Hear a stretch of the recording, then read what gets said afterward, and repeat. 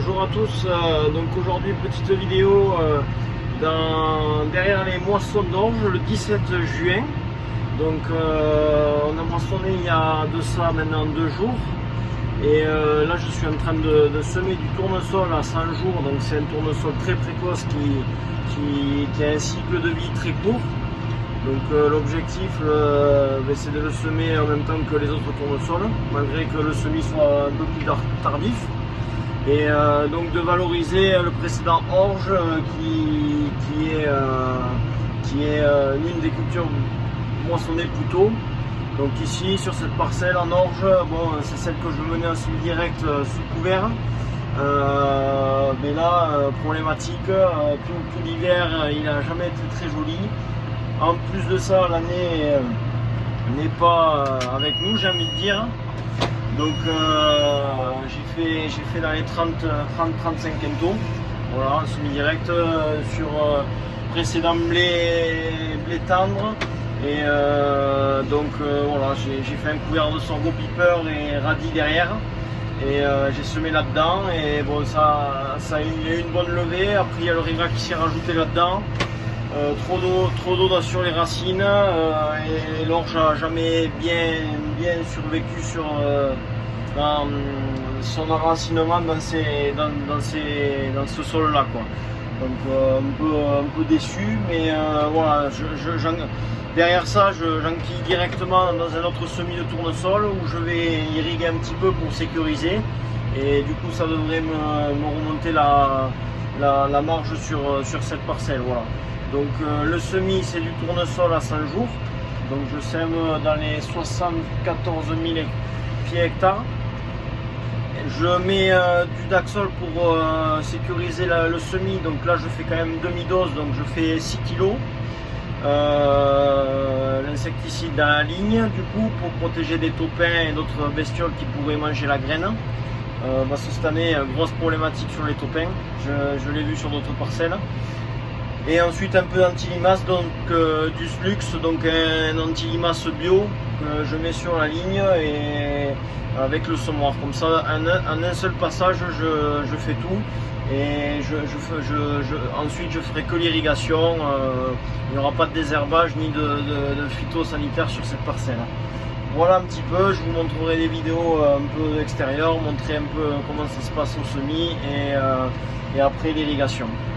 Donc de l'extérieur, cette année on sème, du coup j'ai gardé le 6195 qui est un peu polyvalent avec le GPS pour faire les semis directs et les couverts et le pulvérisateur s'il y avait un petit peu de maïs semence à traiter ou soja. Donc le Maxima, donc ici avec la modification, donc on peut voir la dent qui sort les résidus, qui fait une petite ligne. Alors c'est assez frais derrière la moisson, on a un petit peu de fraîcheur, et derrière le disque qui vient semer dedans. Donc bon, ici ça laisse ouvert. Bon, c'est pas très grave parce que je mets l'irrigation derrière.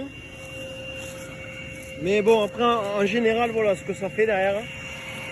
Donc la ligne de semis est quand même fermée. Et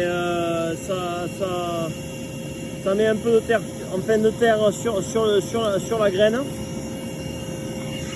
Alors je déploie le couteau et on va essayer de trouver la graine. Donc on peut voir là c'est assez frais derrière la moisson, du coup il faut en profiter.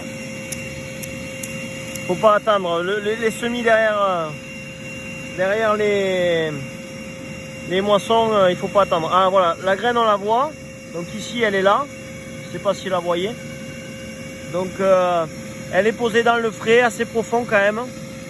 En plus bon, il y aura pas trop de problématiques pour les lever. Voilà, après voilà, vous pouvez voir, il y a le Slux là, les petites billes bleues c'est l'anti-limace. Du coup du Slux, produit utilisable en bio.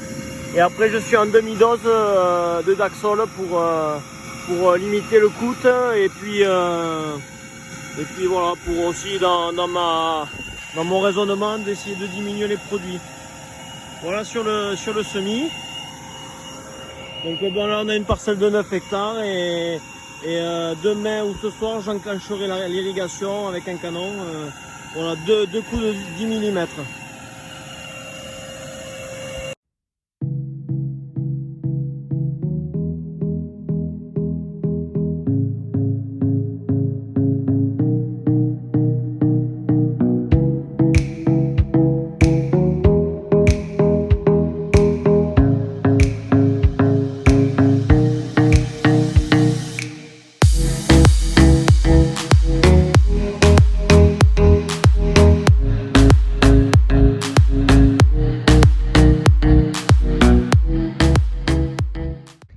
Donc petite suite de la vidéo parce qu'il y a tout qui se cumule en ce moment. Là je suis sur le chantier des moissons des colzas, que j'ai en semi-direct là à Pérens. Donc voilà, situation en plaine. Donc je sais pas si vous pouvez la voir, on a l'axial qui moissonne derrière. Donc bon, cette année c'est pas fabuleux apparemment partout, donc je verrai bien ce que je fais. Et derrière ça, je viendrai semer un sorgho piper à 20 kg pour faire un couvert d'été, en espérant qu'il y ait un peu de fraîcheur pour le faire germer derrière la moisson, et voilà. Donc un petit tour dans la batteuse après, et puis on va regarder par terre s'il n'y a pas trop de pertes. Donc pour regarder les pertes, moi je me place tout le temps à un endroit où il y a du potentiel. Il faut jamais, enfin, c'est pas, nous ce qu'on fait c'est qu'on rate pas forcément les bordures, parce que les bordures, des fois il y a, enfin c'est, déjà on n'a pas le temps parce qu'il faut faire la bordure comme il faut et tout ça. La vitesse c'est pas forcément bonne, donc voilà. Mais par contre voilà, il faut qu'on regarde à la vitesse plein. Donc déjà il faut secouer un petit peu.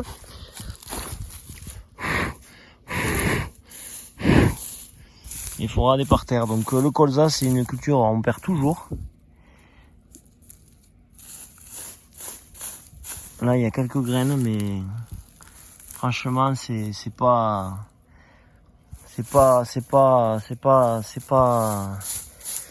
un problème à ce niveau-là.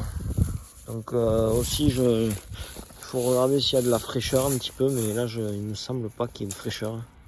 C'est vraiment sec.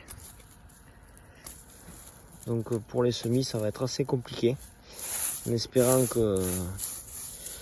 que ça puisse prendre un peu de, peut-être aller le semoir, aller chercher un peu de frais dessous, mais cette année ça va être encore délicat, en espérant qu'il fasse une pluie. Mais après voilà, sur les couverts d'été, moi ce que je fais c'est que derrière la batteuse on sème quand même, et s'il y a un petit peu de fraîcheur, et bien les endroits il germera, et puis s'il y a une pluie, une légère pluie plus tard, il le prendra et ça poussera, même au bout d'un mois. Le sorgho piper ça peut rester dans le sec et ça ne bouge pas.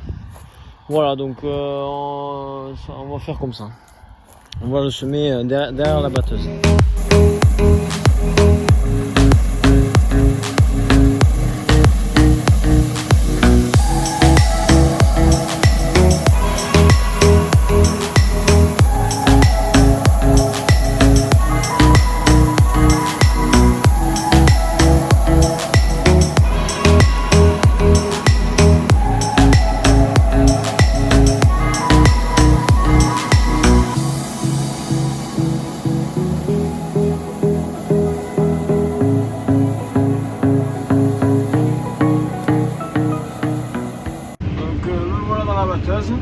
Donc je vais vous montrer un petit peu à l'intérieur comment ça se passe au niveau de la conduite, des réglages et tout ça. Donc déjà pour commencer, derrière moi j'ai la vitre, une vitre qui donne directement dans la trémie, donc là où est collecté tout ce qui est la récolte du coup.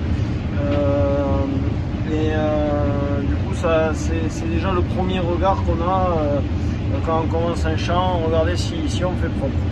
Voilà, tout en regardant les pertes aussi en descendant au début quand on commence une parcelle. Voilà, je vous montre un peu tout ça. Donc voilà la coupe. Bon, En colza, c'est une culture assez particulière, donc il faut vraiment moduler la vitesse soi-même avec le levier pour vraiment alimenter la machine assez sans trop et sans trop égrener voilà, dans la coupe, parce que le colza c'est un petit peu sensible à l'égrenage, donc il faut faire attention à ça.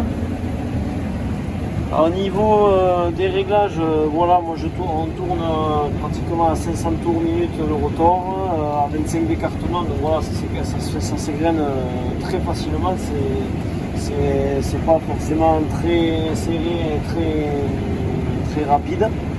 Et ensuite en réglage, voilà, sur les grilles supérieures, moi j'ai mis à 13 parce que je veux que mes grilles inférieures trient, donc après en dessous je suis à 3 mm.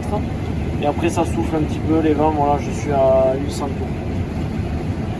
Et après voilà, ça toujours comme l'année dernière, j'enregistre les cartographies de rendement pour faire l'historique de mes parcelles au niveau des rendements. Et puis ensuite l'idée c'est qu'un jour je puisse moduler sur les parcelles les semis. Voilà un petit peu sur le battage. Donc bon, mais vous pouvez voir, j'utilise le GPS pour faire le plus droit possible, et bon, c'est un confort de travail, ça n'a rien à voir. Voilà un petit peu sur la moisson. Donc on espère que ce soir je puisse commencer à semer ici, parce que le tracteur est bloqué au semis du tournesol. Et ensuite, on passera chez un client en bio pour lui moissonner du blé tendre et faire du soja dérobé derrière en direct. Voilà.